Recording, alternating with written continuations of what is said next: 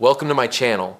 The death of the legendary Ace Frehley was declared an accident, but what if it was a perfectly concealed assassination? Before he died, he left a suicide note revealing a secret that could topple the most powerful figures in Washington. The secret was not in a document, but hidden inside his famous Spaceman guitar. Now, the battle for that evidence is raging between Congresswoman Jasmine Crockett and the prime suspect, Marjorie Taylor Greene. Who will win this life or death confrontation? A legend has passed. From television news reports to hasty tweets, the world has sung a mournful chorus. Ace Frehley, Spaceman of Kiss, is dead.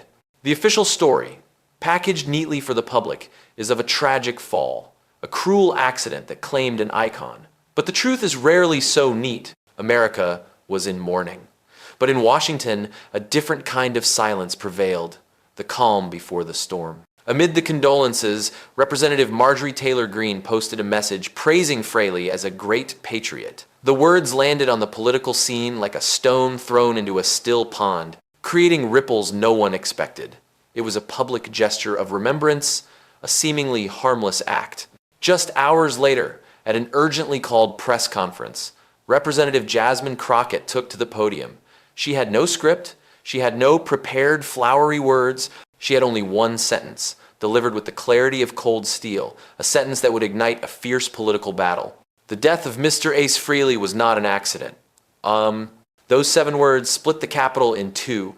They cut through the fog of collective grief and turned a personal tragedy into a national political crisis. In that moment, the story stopped being about a burned-out rock star. It became about two Americas, two parallel realities shaped by trust and suspicion. On one side, a story of a tragic accident. On the other, an accusation of a dark conspiracy. An assassination was staged to silence a witness who was about to expose a huge network of corruption.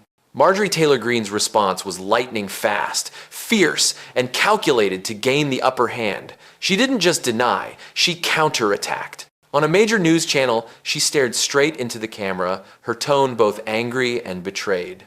"This is a sick slander," she declared, "a desperate and despicable attempt by Democrats to weaponize the pain of a family and a nation."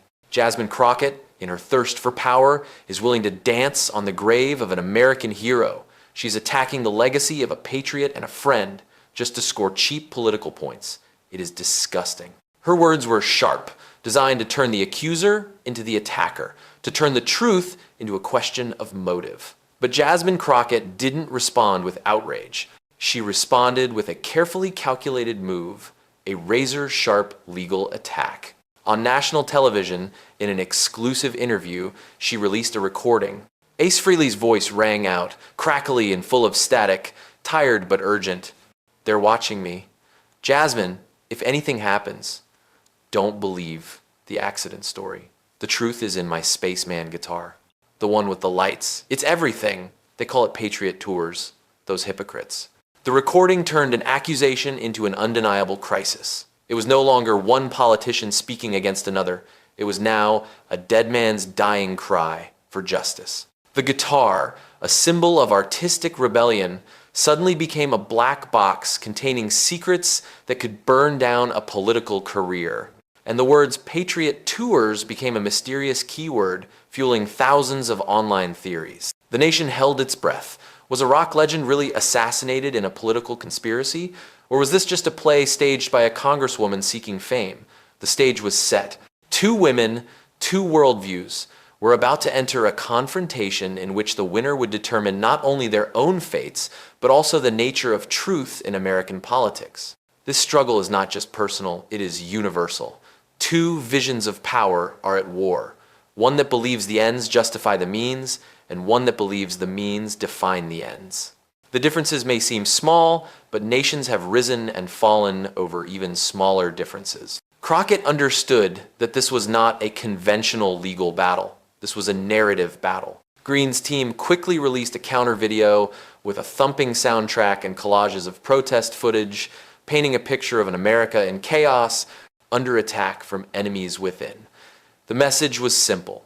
Jasmine Crockett and the Democrats were part of that chaos, and Greene was a guardian of order. It's a classic tactic. When you can't argue the facts, change the subject. But Crockett saw something deeper, power creating its own permission. She didn't respond with another propaganda video. She responded with patience and method. In a House Oversight Committee hearing, an event televised and watched by millions, she laid out what was found inside the legendary guitar. Not a shocking secret, but something even more devastating in its nakedness. A small ledger and a USB drive hidden in a secret compartment.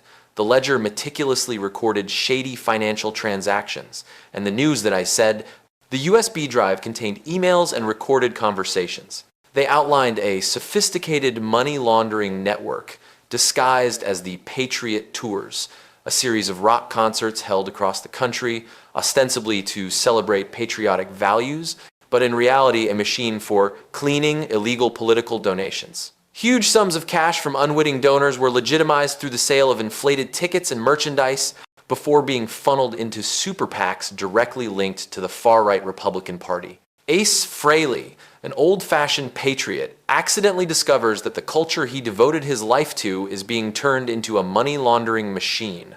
The hearing turned into a ring. Marjorie Taylor Greene, as a witness, faced Jasmine Crockett directly. Greene began, his voice full of confidence and defiance, "Mr. Chairman, this is a farce." Congressman Crockett is wasting the American people's time with wild conspiracy theories built on dubious evidence from a man who, God rest him, has a history of substance abuse. What an outrage. Crockett, calmly, turned a page of the document. "I'm not here to judge Mr. Frehley's past. I'm here for his final words. Miss Greene, did American Soundscapes LLC, the main organizer of Patriot Tours, receive a $2 million payment from a Delaware-registered shell company just 3 days before the concert in Atlanta?" Greene sneered, "I don't run the books of every event planning company. This is America. People have a right to do business." Maybe the Congresswoman should learn about capitalism before making baseless insinuations. Crockett was undeterred. She displayed an email on the big screen.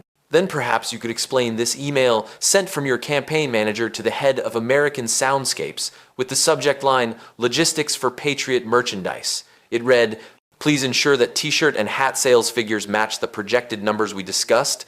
Variances will not be tolerated.' Is Patriot Merchandise's code for dirty money, Congresswoman?" Silence fell over the hearing room. Greene, for the first time, lost her composure. She responded, her voice rising, "This is a blatant invasion of privacy. You are twisting normal business conversations into something sinister. This is a witch hunt." Crockett ended her interrogation with a fatal blow, her voice low and weighty. "The issue is not whether these people have the right to support politics. The issue is whether they have the right to hide it, to sanitize it, and to turn our culture into a tool for financial intrigue. And most importantly, the issue is whether they have the right to assassinate an American icon just to silence him. When the government breaks its own rules to save it, that's not preservation, that's mutation." Crockett argued that democracy was dying not because of evil people, but because of the public's harmful habits, blind trust in authority and silence.